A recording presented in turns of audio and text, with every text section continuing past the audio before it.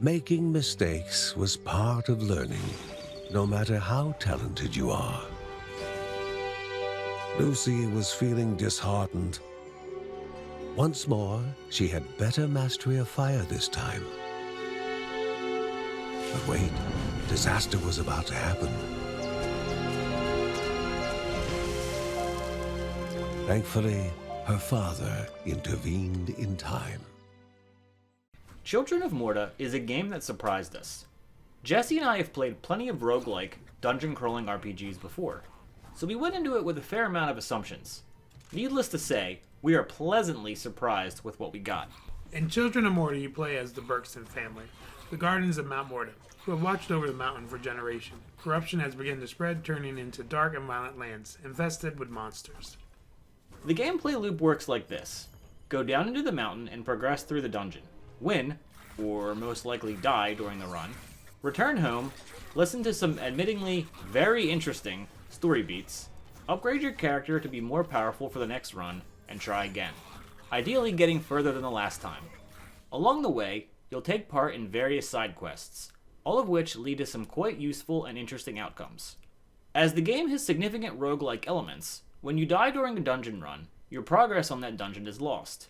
But what isn't lost is all the loot you've collected. Your money, quest items, unlocks, etc. all stay with you. Back at your house, you use this money to permanently upgrade all of the stats of the entire Berkson family. That's right, upgrades in this game are family-wide, meaning any improvement you make to your armor, speed, critical strike rating affects every playable character. It's pretty cool. With that being said, individual characters do level up and have their own skill tree to unlock new abilities for each character. Each playable character can also unlock their own unique section of the family traits.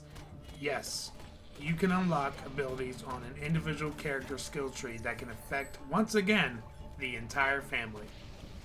Now, before we give our rating, I'd like to briefly address something that we glossed over a few moments ago, and that's the story.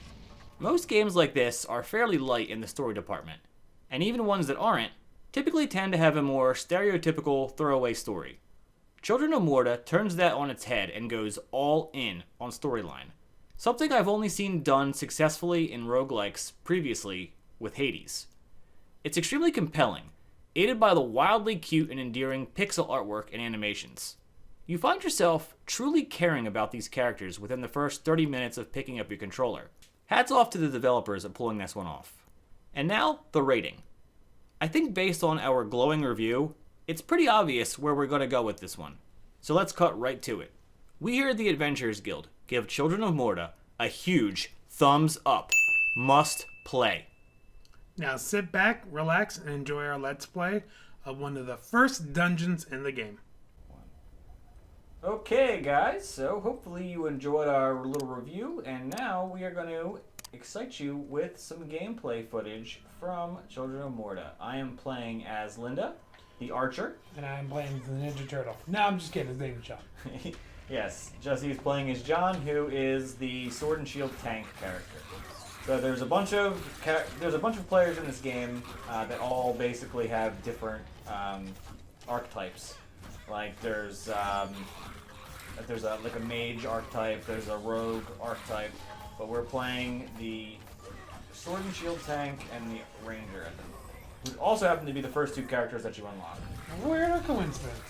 So if you want to get your Leroy Jenkins on, you can always play as the tank character and go run and gunning and, well, I guess swording at this point. Correct. You know, I've always liked knights and, wizards and all that. And I've always been fond of Knight's Mortal Enemy. Days. That was a terrible joke. Oh, woohoo! That's what I do. So we usually say this in a lot of our Switch videos, and it's because it's true. But let's say it again because, it's fun to repeat ourselves a lot. But this game is beautiful on the Switch. It's not bad looking. I don't know if it's just because we only play games that run well on the Switch, or because the Switch is just a little workhorse that could. It definitely is a workhorse that could. My goodness, does this game run well? I mean, it takes some time in development from the developers too, and it's just a pretty game to begin with. And a fun game on top of that. Look at that animation. I know.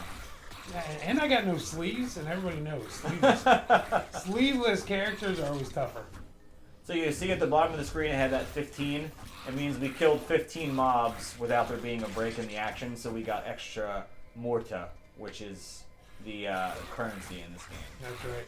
It's all about them dollar bill, y'all. Correct. Oh, I have a skill point to spend. Oh, so do you, actually. I'll do that real quick. Okay. Oh, I can't spend it yet because I have the 2 base skills. I need 1 more point. Now, what do you think it is about roguelikes have gotten so popular over the past couple of years? Because it feels like every company is putting one out now. So, it's interesting. Obviously, people like action games, so, you know, there's the thing there where fast-paced action. But I think nowadays, especially, a lot of people like things that are like run and gun that you can play in short spurts. And roguelites speak to that really well because you can be like, hey, I have 20 minutes. Let me sit down and get myself killed in the game real quick, but like actually have it be meaningful. You know, because if we played this for the next 15 minutes, we're gonna die. Yeah. We're not gonna beat the boss on, you know, especially on camera because we can't play games on camera. As we've proven, we can't play games on camera. We don't do well on camera. So I mean, but like, when that happens and we die, it's, you know, we're gonna be making progress. We're gonna be able to upgrade our abilities and things like that for the next run. So it's just like something you can sit down, bang out real quick, you know, a match of something, and then. That's why it does so well on the Switch. Short, fun burst. Yeah. That's right. Or as Rufio said, banarangs. Plus, it's just a really neat concept. Like the game, like the style, the game genre. First of all, it's a relatively newer genre. I mean, roguelites have probably really only been prevalent in I just got you hurt. Sorry. Have really only been prevalent in popularity for what, the past maybe decade, and in video game lifespan, I mean, that's not. I'm going to disagree with you and say 11 years. Oh, okay. Actually, it might have been 12. God. But think about it. I mean, shooters have been around for decades. Adventure games have been around for decades. You know, it's a newer genre of game, so there's a lot of hunger for that style. You know, what needs to have a comeback. What's Those that? talking type games or text type games. Like parser interface games, Yeah. like the old school Sierra games. That's what I'm saying. I agree with you. You get some of that.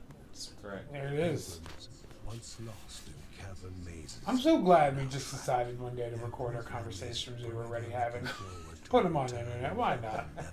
So 200 people can watch them. Mm-hmm. So I thought this was going to be an event, but apparently, this was the finish room. Okay, we can go down, but let's grab what we can grab first here. Oh, I should have let you grab that. Since it was a charm. I already have one. I'm already charming. That's true. You want to finish this dungeon real quick, this floor real quick, or do you want to just go down for the viewers? Let's go down for the viewers. All right. So typically we wouldn't do that. Generally, when you're playing this game, you want to clear every room in the dungeon because a lot of times there's story events that'll happen in different rooms. But since we're in theory trying to get to the boss here in a relatively quick fashion, we're just going to go ahead and jump down. The halls of a near This artwork in this game is so pretty. In their magnificence would it be found. I also think it looks good too. It does. And a hero. So where am I? Oh, I'm using the bathroom. Yeah, correct. Just Yes. Linda's the only one who likes to appreciate the. Correct. John's The off view. in the corner. Yes. Because I always often have that thought, you know, heroes need to use the bathroom too during adventures. Correct. Where do they go? Do they take a break? Sometimes they wear adult diapers. I read that once on the You internet. think so? Then again, Iron Man went right into his suit.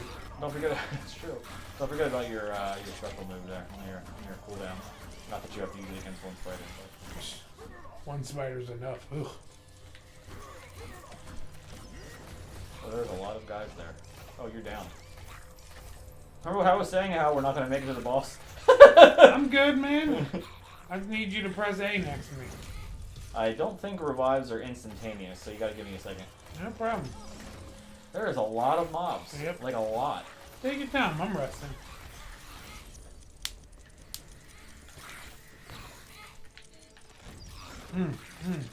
No pressure. Linda. How did you get revived?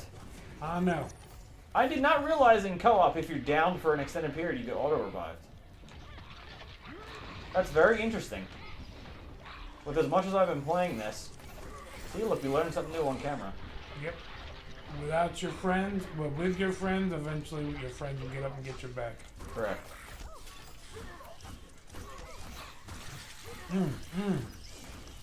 Leroy Jenkins. Well, that was stressful. Man. Do you remember that video with the Leroy Jenkins? It was like the world's first viral video. Yeah. I've probably seen that video 100 times because back then, if you found something funny, it's like all you had to watch. And you would show it to all your friends. You seen this video yet? Yes, exactly. So good. And they're like, That wait, there reminds could be me. funny things on the internet? I thought that was only for Education. educational research. Education in Al Gore. Poets silently whispered, All right. and the Bergson had to return home in order to understand what had occurred. Now, Onwards. I'm a huge fan of... Oh, there we go. I'm a huge fan of roguelites, but I also, you know, we touched on this earlier, I'm a big fan of roguelites with stories. Because it's important. I need to know my purpose in life, but we'll get into that another time. I also need to know my purpose in a video game and what I'm doing. It always makes me feel so Grab much that. more connection. Thank you. Look how quickly we're moving, I too. know. I like his shield. It is. It's nice, right? Looks like a turtle shell. You know how you were talking about the story thing? I'm funny with games. You're funny all the time, to That's be true. honest. I'm big on story, but there's a limit to what I'm willing to deal with in video games for story. Because I feel like if if I'm getting drowned in nothing but story in a game, I tend to be turned off a little. Can you give an example? Not Not off the top of his head, of course. off the top of my head, but I like feeling engrossed in something, but not like every 5 minutes there's a cutscene, there's a cutscene, there's a cutscene. Like Metal Gear. Yeah, actually, that's a great example. Oh my god. Metal Gear, you walk down the hallway, turtle. There's so many more mobs in 2-player! Don't die. Yeah, don't die, because then we're going to both die. I died. We didn't make Oh, we got revived. No, we didn't. No, we didn't. Yeah, Why would I say that? Yeah, nope. Yeah, we died. Well, that is 9 minutes of one of the first dungeons in this game. And as you can see, we went out of our way to play it not well. So you know what to do when you're playing. You may be wondering why I'm not very far in the game, if anyone is wondering. It's because I'm mostly playing it. I started playing it on the Xbox because right now it's free with Xbox Game Pass. And I happen to buy it on the Switch as well because, well, I'm a sucker. So I don't have a lot of progress on the Switch version. I'm actually really far on the Xbox version, which is what I did the initial review on with it. Made just for him.